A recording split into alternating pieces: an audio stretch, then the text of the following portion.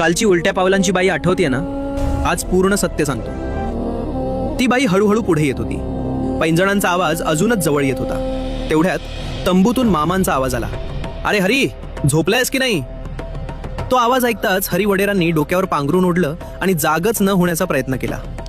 कसं तरी फटफटीत उजाडलं. सकाळी चहा झाला.